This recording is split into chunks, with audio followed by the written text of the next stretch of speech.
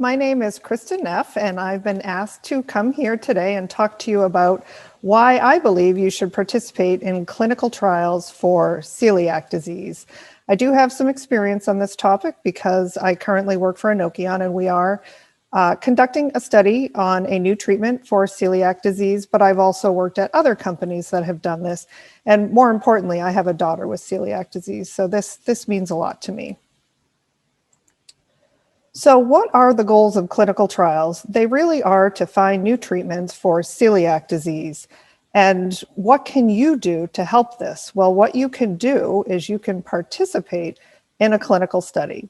So let's start with the basics. What is a clinical study? Well, they're really research studies to test new treatments and evaluate their effect on human health outcomes. They're carefully designed, reviewed, and completed, and they need to be approved by regulatory agencies before they start. The goal of clinical trials for new treatments is to determine, number one, is the treatment effective, and number two, is the treatment safe? Clinical trials generally have 4 phases, starting with the phase 1, which tests these new drugs in small populations of either healthy volunteers or patients to evaluate safety. Moving to phase 2, which tests to determine if the drug works and what the correct dosage is. And then to phase 3, which tests these new drugs in larger groups of people to really confirm if the drug works and is safe and to determine if there are any side effects. Most drugs get approved after phase 3, but they might go into phase 4 studies, which usually happen after approval, and they're really just looking at the drug in a much larger, more diverse patient population and over a longer time frame. So you may have heard of a website called clinicaltrials.gov. This is a government website that is a registry of all clinical trials. It was established in 2000 to improve public access to clinical studies. So if you search clinicaltrials.gov right now for celiac disease, you'll find that there are 260 celiac disease studies listed. 49 of those are currently enrolling patients, and 21 of those are enrolling patients in the US. 13 of those studies are interventional, meaning they're looking at new treatments. So you can see there are a lot of opportunities to get involved. So really, why should you consider participating in a study? Well, the biggest and most important reason is to accelerate time to getting new treatments. So right now, enrolling participants in clinical studies is one of the longest intervals in getting clinical studies done. Right now, when a drug begins development and the time it takes to get through to approval is averaging about 8 years. So the industry continues to focus on clinical trials. And if we can get clinical trials to enroll participants faster, that means we can get them done faster and we can hopefully get treatment options to patients faster.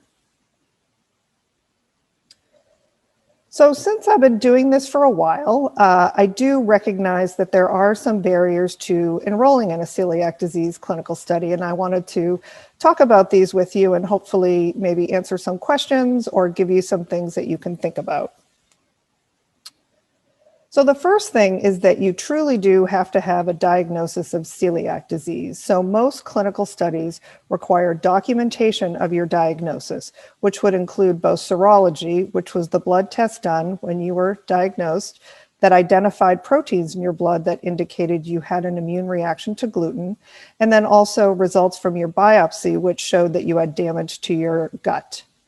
They often also do genetic testing as part of the clinical studies to further confirm that you do have celiac disease.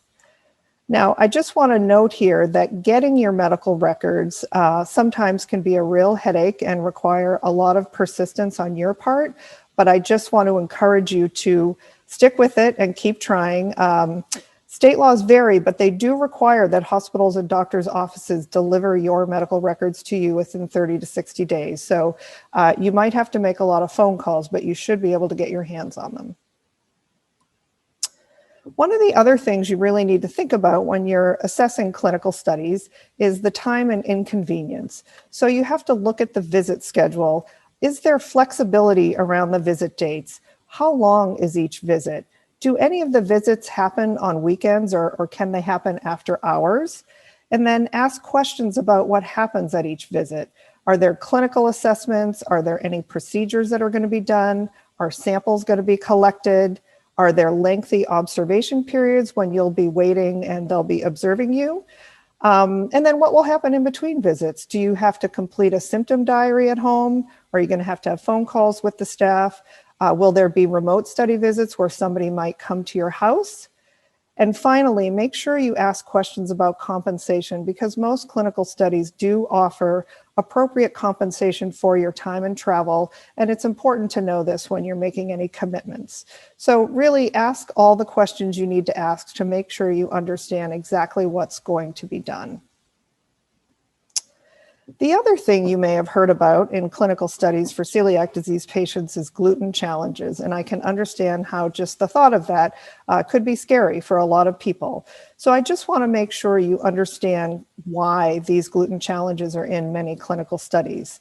As you know, eating gluten triggers an immune response in celiac disease patients.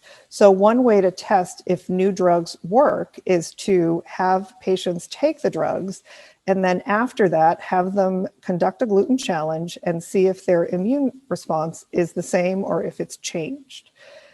So typically, these gluten challenges are not long. They're not like the one you may have had when you were diagnosed, which was probably a couple of weeks long and really intended to cause changes in your bowel so that they could detect these when they did a biopsy. The gluten challenges in clinical studies are often much shorter, and they're really not intended to cause any changes in your gut. So how do these usually go? Well, typically you get to ingest a specific amount and form of gluten. Unfortunately, it's not usually a cookie or a donut. And you do that in a specific amount of time. And then the clinical site will collect blood samples to measure your immune response to the gluten.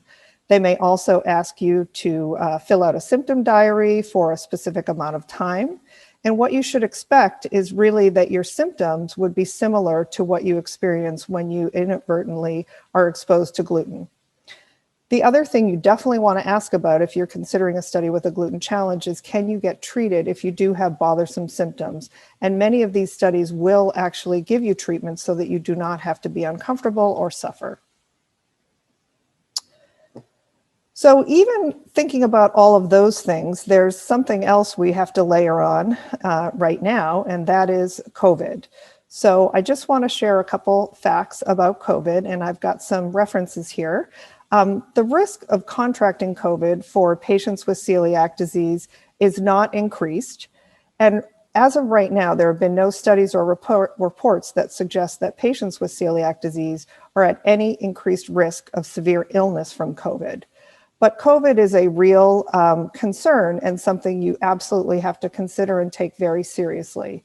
But you should know that clinical sites have done a very good job to do everything they need to do to keep both themselves, their staff, and their patients safe. This is their business.